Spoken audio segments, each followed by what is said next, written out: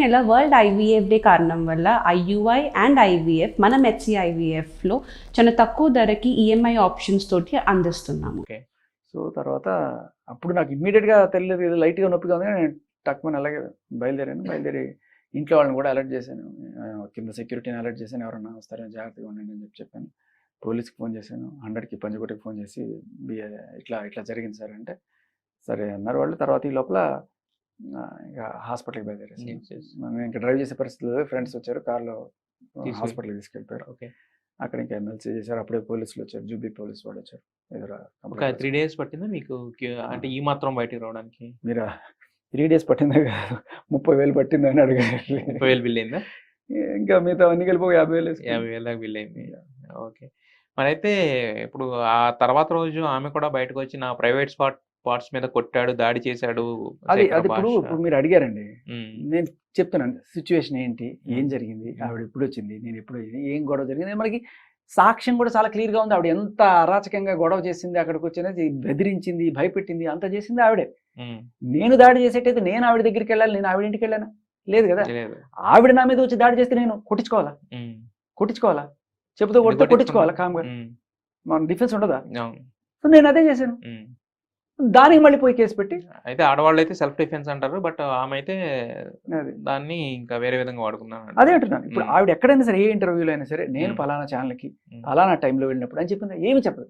శేఖర్ భాష నా మీద దాడి చేశాడు, ఎప్పుడు ఏమిటి ఎందుకు ఎలా ఏం లేదు, అంతే. దాడి చేశాడు, ఎక్కడ కొట్టాడు, ప్రైవేట్ పార్ట్స్ మీద కొట్టాడు, అది కొట్టాడు, ఇంకా వాళ్ళు కేసులు పెట్టుకోవడానికి కావాల్సిన సెక్షన్లకు కావాల్సిన అన్ని పెట్టుకుంటారు కదా.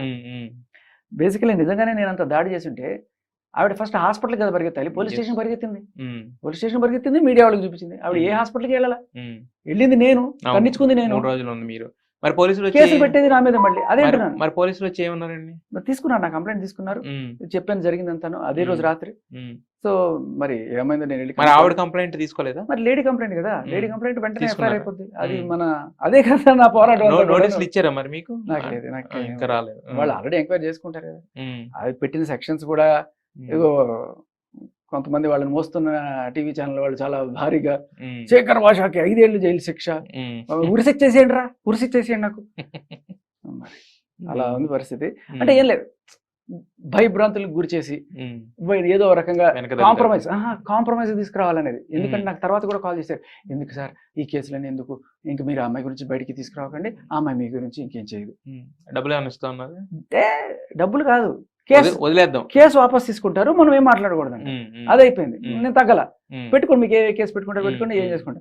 ఈ తర్వాత ఎఫ్ఐఆర్ ఇదని బెదిరించారా, చేసుకోండి, ఏమైనా చేసుకోండి. తర్వాత ఇప్పుడు న్యూస్ ఛానల్లో పెద్దగా ఇచ్చేసి, అమ్మో నాకు ఏదైనా అయిపోతుందని నేను భయపడిపోయి, అమ్మో నాకు భయం వేస్తుంది సార్, 5 ఏళ్ళు జైలు శిక్షణ తట్టుకోలేను సార్ అని చెప్పేసి నేను వెళ్ళి ఆవిడకి లొంగిపోవాలన్నమాట. సమస్యలే. ఓకే. ఇవాళ జరిగింది కదా, నేను ఇప్పటిదాకా తీసుకొచ్చింది న్యాయం ఉంది అని చెప్పి ఇవాళ న్యాయస్థానంలోనే ప్రూవ్ అయింది. వేరే వాళ్ళని కూడా బయట తీసుకురావడం అనేది జరిగింది, Preeti and that is the key అండి. వీటన్నిటికీ కూడా అస్సలు కారణం అక్కడే. అప్పటిదాకా ఏదో బూతులు తిడుతూ ఇది చేస్తున్న వాళ్ళు ఒక్కసారి ప్రీతి వాంగ్మూలం ఇచ్చింది, వచ్చి చెప్పింది అనగానే ఒకసారి రంగు మారిపోయింది మొహంలో. ఒక అమ్మాయి తనంతటికి తానే వచ్చి, ఒక చిన్న పిల్ల, తండ్రి లేని పిల్ల వచ్చి, ఇట్లా నాకు ఈ అమ్మాయి అలవాటు చేసింది డ్రగ్స్, నా జీవితం అంతా ఒక 1.5 years నాశనం చేసింది, నేను సూసైడ్ చేసుకునే పరిస్థితి దాకా వచ్చింది, అన్ని ప్రూఫ్స్ కూడా ఉన్నాయి అమ్మాయి దగ్గర. ఆ అమ్మాయి సూసైడ్ చేసుకున్న రోజున పెట్టిన ఇన్స్టాగ్రామ్ పోస్ట్ ఈవిని ట్యాగ్ చేస్తూ, ఇవాళ అమ్మాయి వచ్చిందని చెప్పడం కాదు, ఆ రోజున పోస్ట్ కూడా ఉంది. సో ఇలా అన్ని ప్రూఫ్స్ అమ్మాయి దగ్గర ఉన్నాయి. They going to submit to police. But కాకపోతే ఏంటంటే లావణ్య కొన్ని వీడియోలు రిలీజ్ చేయడం అనేది జరిగింది, ప్రైవేట్ వీడియోస్ ఆఫ్ ప్రీతి. అంటే ఆమె ఎలా ఉంది, ఏం చేసింది, ఆమెకి ఏమేమి అలవాట్లు ఉన్నాయి అని చెప్పేసి. సో మరి అంటే ఈ డేటా కలెక్షన్ ఇదంతా ఎలా ఇదైంది?